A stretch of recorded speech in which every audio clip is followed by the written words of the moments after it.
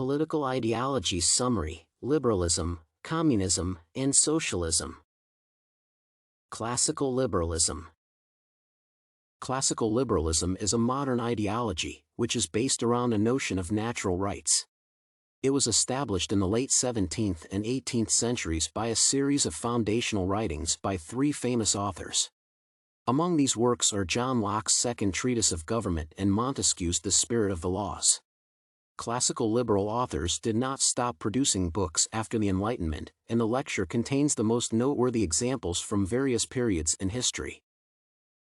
As mentioned before, the classic liberal ideology has a core idea regarding natural rights. The term should not be confused with human rights, as they could have a drastically different meaning, and do not necessarily align with classic liberalism.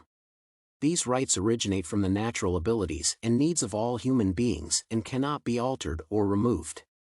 While social rights are given to a person by the majority of their community and are meant to protect the interest of society, natural rights serve to protect the needs of an individual. Among the natural rights protected by classic liberalism is the right to private property.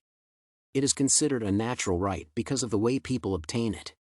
In most cases, individuals receive property, such as money, in exchange for some goods or services they produce. Goods or services are made using the individual's mental faculties, their natural ability to reason, to will, and to feel. These faculties add value to the product, warranting the individual's right to possess something in exchange for that product.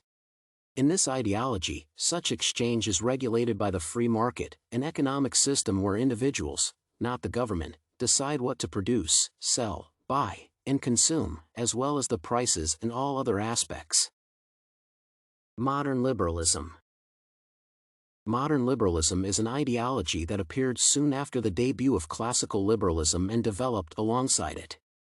Some of the books contributing to it are The New State by Mary Parker Follett and The Theory of the State by Johann Bluntschli. As can be seen from the titles of these works, the followers of this ideology do not agree with classic liberals regarding the role of government and the amount of power it should have. Consequently, they are also opposed to the idea of the natural rights of an individual prevailing over society.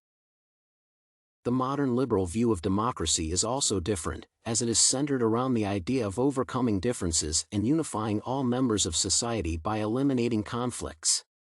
This is a departure from classic liberalism, which states that the purpose of democratic systems is to express conflict peacefully and that all people are naturally diverse.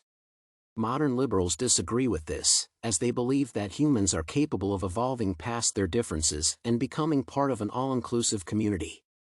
In their view, the ideal society is controlled by one purpose and is devoid of disagreements. They see freedom as the right to contribute to the shared consciousness of the community and express will through the state, not as a set of individual rights.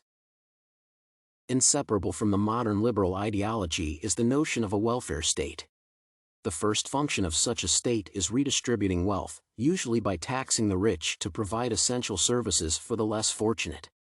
A welfare state also regulates some aspects of the economy by restricting the supply of some products or services to sustain a desired level of prices. The regulation can also happen indirectly, as is the case with American private healthcare depending heavily on the income from the socialized Medicare health insurance program. Communism. Communism is a modern ideology that was conceptualized by Karl Marx and Friedrich Engels in the Communist Manifesto. This worldview is based on a view of society as two distinct classes, the bourgeoisie and the proletariat. The bourgeoisie was also known as factory owners and described as a relatively small group of people who own the technology, or the equipment, used to make products for sale. The proletariat represents an overwhelming majority of society, the workers who use the technology but do not own it and get paid only for their time. Marx and Engels view these groups as radically opposed to each other and deny the existence of any diversity within them. Marx and Engels had a grim vision of the future of industrial societies. They believed that industrialization would create more wealth but feared that almost all of it would be controlled by the bourgeoisie, leaving the vast majority of people in subsistence poverty.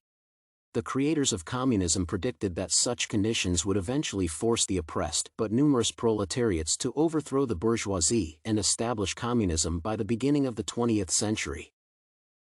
This prediction did not turn out to be correct, as the quality of life in most industrialized societies gradually improved instead of declining as Marx and Engels expected. Moreover, the states where communist revolutions did occur were far from perfect, with totalitarian regimes and concentration camps. Still, Marx and Engels had a lasting impact on society, as some elements of their ideas can be seen in modern socialist ideologies. Socialism. Socialism is a modern ideology based on the idea of state officials controlling the economy, as opposed to capitalism, where private individuals control the production, distribution, and consumption of goods and services. This philosophy was created as a revised version of communism by the German philosopher Eduard Bernstein in his book The Preconditions of Socialism. Bernstein sought to alter Marx and Engels' original idea because their predictions regarding the failure of capitalism did not come true.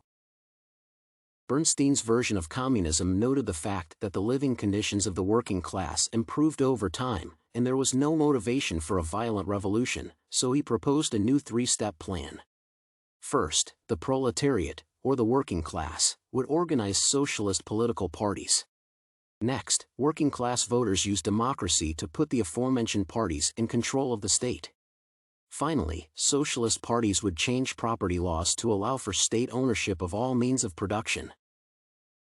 A prominent example of this would be the rise of the British Labour Party when it won a major election in 1945. The party implemented numerous socialist policies which granted the state control over energy, transportation, healthcare, and more.